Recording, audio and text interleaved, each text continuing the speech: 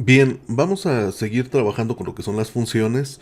Lo que vamos a hacer es recordar un poquito lo que estábamos trabajando en clase y vamos a ver algunas cosas que son relativamente nuevas, son sencillas, pero que serán de utilidad para dar por concluido este tema. Y si aún no te queda bien claro lo que es una función, quiero hacerte una analogía para que veas más o menos cómo es que trabaja. Piensa que cuando nosotros hablamos de funciones, checa esta imagen que estoy colocando aquí. Eh, Piensa como si fuera una maquinita, ¿de acuerdo? En esta maquinita regularmente lo que nosotros vamos a hacer, vamos a ingresar valores que pueden ser constantes, es decir, un número, voy a poner un número, pueden ser variables también, eh, o letras, y lo que va a pasar con este tipo de entradas a esta maquinita va a ser que nosotros vamos a tener definida una función como lo veníamos platicando. Acuérdate que nosotros lo que hacíamos era regularmente una relación numérica y también podemos tener pues necesariamente una función definida como por ejemplo x elevado al cuadrado. ¿Sale? ¿Qué va a suceder? Que cuando yo empiece a ingresar esos números adentro de esta maquinita, lo que va a suceder es que yo voy a tener, y ya hablando un poquito más serios, voy a tener que transformar mi entrada, por ejemplo, voy a tener f de x, que yo ya sé que es x, que es igual a x cuadrada, y cuando esta entrada llegue a esta función, que imagínate que esto va a ser como el motor o la transformación que va a recibir, lo que yo voy a tener que hacer es necesariamente sustituir el valor que está entrando por esta maquinita y aquí va a pasar la transformación para obviamente arrojar pues una función de x ya trabajada que para este ejemplo es muy sencilla. Voy a tener que f de x va a ser igual a 4 y este sería el valor resultante pues para trabajar esa función. Entonces, una vez que ya vimos esta notación de función, creo que con esta analogía queda un poquito más claro de cómo es que se van trabajando las funciones. Son como pequeños instrumentos que nos van a transformar una entrada en una salida. Y muchas veces esa salida puede ser un valor numérico nuevo, puede ser que estemos trabajando con dos variables, donde regularmente una va a ser en el eje de las X, otra puede ser en el eje de las Y, y vamos a trabajar respecto a una variable independiente, ojo con esto porque se ocupa bastante en cálculo, y como una variable dependiente, ¿de acuerdo? Eh, Supongamos ahora, voy a borrar esto rápido, para dejarte un poquito más claro cómo es que se ocupa esto de variable dependiente y variable independiente. Supongamos ahora que yo lo que tengo es mm, por ejemplo,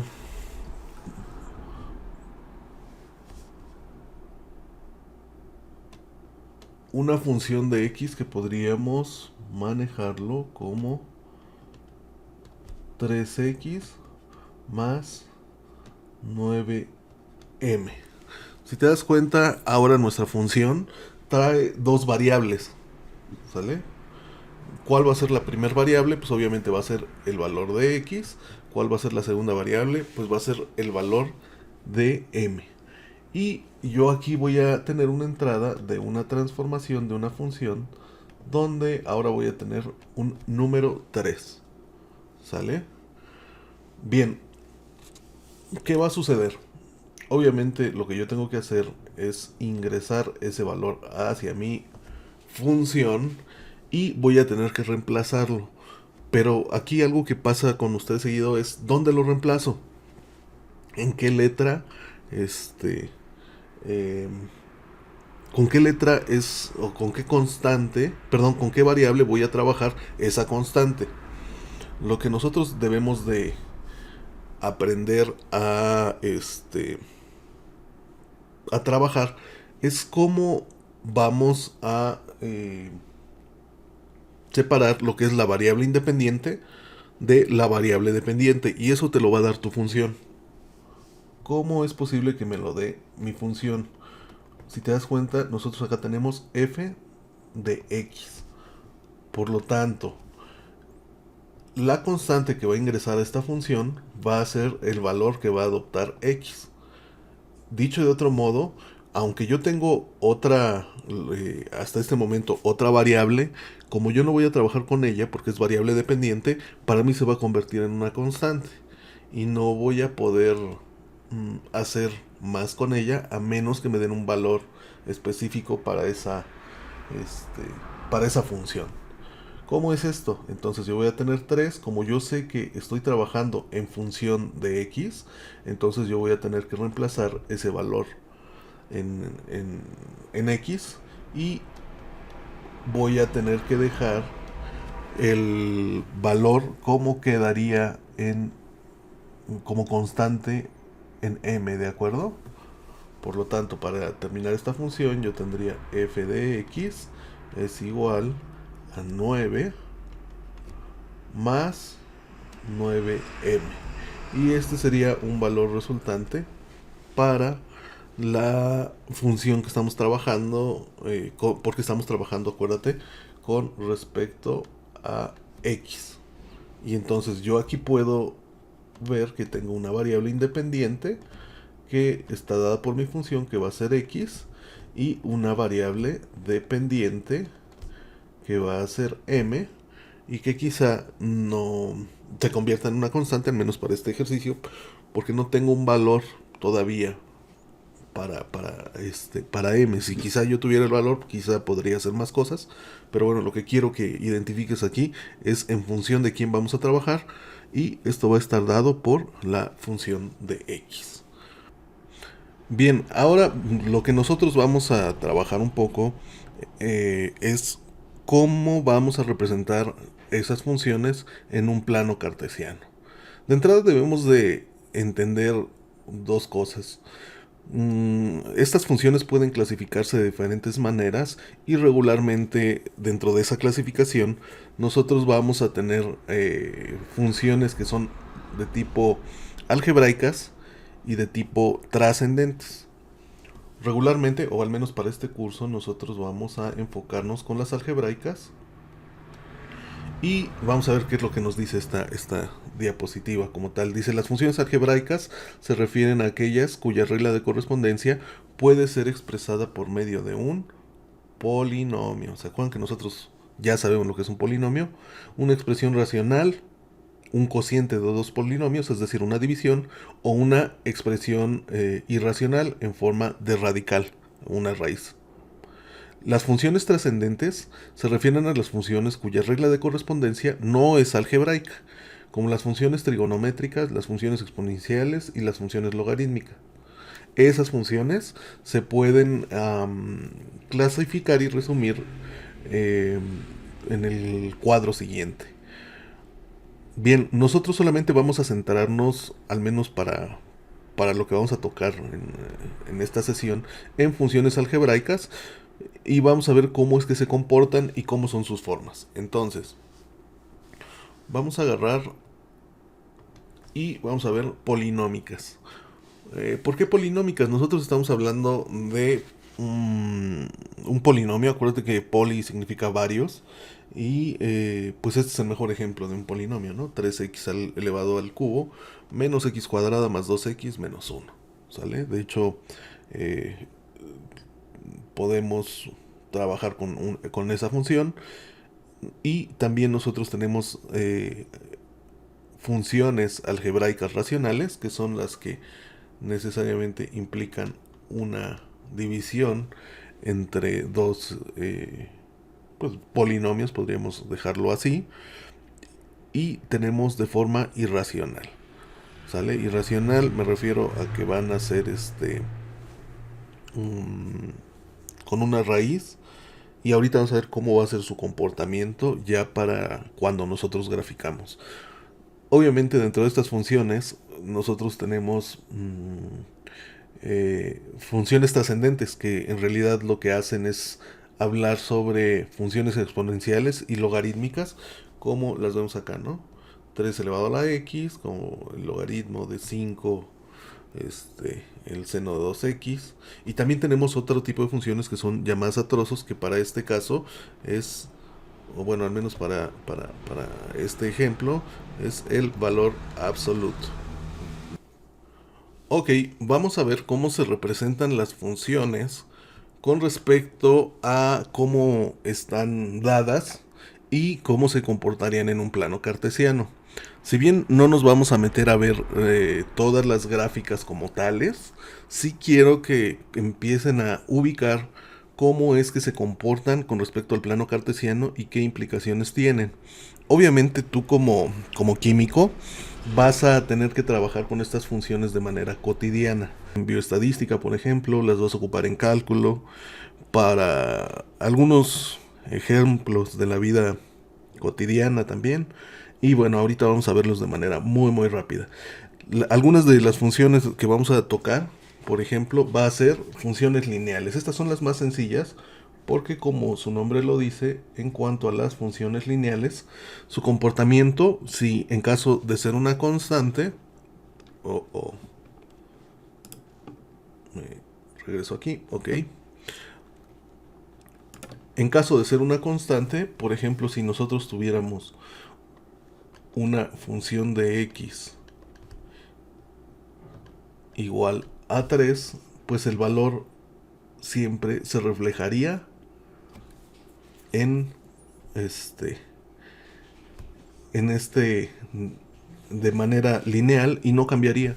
¿Por qué? Porque aunque a nosotros a esa función le pongamos un 7, cuando nosotros hagamos esa función nos va a decir que ese 7 se va a convertir en 3 y va a tener esta forma, ¿sale? De manera lineal.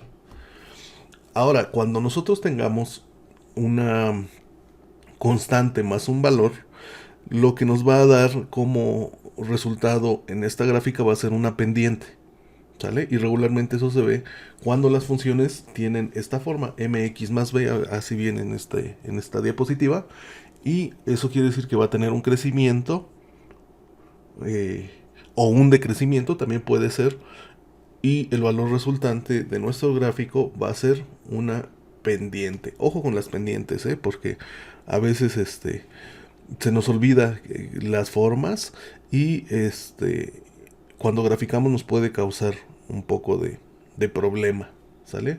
También tenemos funciones de tipo exponencial, donde vamos a tener nosotros una función del tipo x elevado a n, ¿sale? Y dependiendo de cómo sea, a qué grado esté elevada esa función, pues vamos a tener un valor, o más bien una forma resultante en cuanto a su gráfica.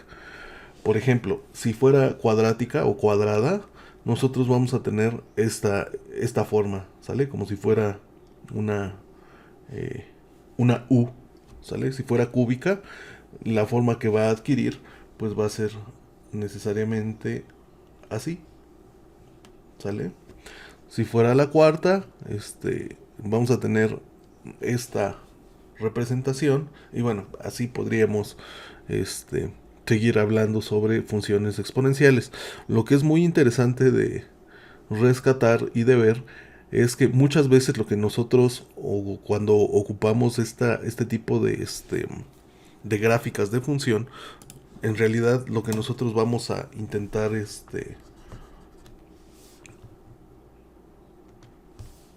hacer o resolver va a ser, por ejemplo, encontrar toda el área que se encuentra bajo o dentro o de un punto de nuestra función a otro, ¿de acuerdo? Eso es lo que quiero que empiecen a ver, porque en realidad eso se llama derivación y se ve en cálculo. Bien, ahora también nosotros vamos a tener funciones de tipo raíz. ¿Cómo se comportan? Vamos a tener una función de n raíz de x y pues regularmente pueden proyectarse como si fuera un crecimiento, como lo vemos, como lo vemos aquí, ¿sale? Que si nos damos cuenta, esa función va de manera ascendente. También tenemos una función que está a 3 veces la raíz de x. Eso quiere decir que vamos a venir de manera negativa y después de manera ascendente. Y bueno, son las funciones, la graficación de las funciones de raíz, ¿sale? Y las recíprocas. Estas nunca, o bueno, regularmente la tendencia es a que nunca se junten. Y lo mismo que va a pasar de manera positiva, como lo es, bueno, de entrada la forma es 1/xn. Y la forma es que no se van a tocar nunca, van a estar muy, muy pegaditos de un valor. Y tanto de manera, puede ser como en este ejemplo, ¿no? 1/x, tanto de manera positiva como de manera negativa, van a tener las mismas formas, ¿de acuerdo? Y si fuera 1/x cuadrada, van a ser ambas de manera ascendente, pero nunca se van a tocar, ¿de acuerdo? Y ojo, porque por ejemplo también tenemos funciones que pueden ser de tipo exponencial. Si quieren platicar de un ejemplo, ahorita con lo del COVID, nos platicaban en las conferencias de Gatel sobre un modelo exponencial, el cual él denomina como centinela, donde él agarra y nos dice que por ejemplo, para entender el crecimiento de esta pandemia, nos dice que como es muy muy difícil de censar a toda la población y aplicarle pruebas, solamente con los casos que pueden llegar a verificarse dentro de los hospitales se hace, ojo, porque se hace una estimación exponencial sobre los posibles pues sí, los posibles contagios que se tienen con respecto a los casos que ya fueron confirmados. Es muy muy interesante ver cómo es que se comportan. Y nada más para no dejar pasar la oportunidad, supongamos que nosotros tuviéramos, no sé, 3 casos, y este modelo nos dice que vamos a tener nosotros a 3 personas que están contagiadas, y se estiman multiplicándolas por 8, ¿sale? Es decir, aunque los casos confirmados son 3, la estimación potencial es como tener 3 por 8, y se estima que hay 24 personas infectadas. Obviamente eso fue en las primeras en las primeras estimaciones, cuando los casos eran poquitos, y por eso es que es exponencial, porque pues regularmente van creciendo de manera muy muy rápida. Y pues vaya, es uno de los mejores ejemplos que se me ocurre para poder trabajarlo ahorita, ¿no? Es decir, estamos nosotros quizás aquí con esos 3 casos, y cuando evaluamos esa función, ¡pum!, ya se va de manera ascendente muy, muy, muy rápida, ¿no? Estas no las voy a tocar tanto porque no vamos a trabajar con ellas, al menos ahorita. Y vamos a ver lo que son, o cómo quedaría si fuera un valor absoluto de una función. Entonces, tenemos el valor absoluto. Hay que recordar que el valor absoluto es tanto de manera negativa como de manera positiva. Y regularmente pues esta es la forma que toma, ¿no? Una gráfica de función de valor y de entero máximo, que también es llamada a trozos, donde no la voy a tocar porque lo más seguro es que en cálculo lo revises, donde nos dice que vamos a tener quizás saltos dentro de nuestra función, y debemos de aprender a identificar cómo se va a comportar esa gráfica. Ojo, porque aquí ya se ocupa un poquito más lo que son los límites. Y pues es de manera muy muy rápida el cómo se van a graficar las funciones.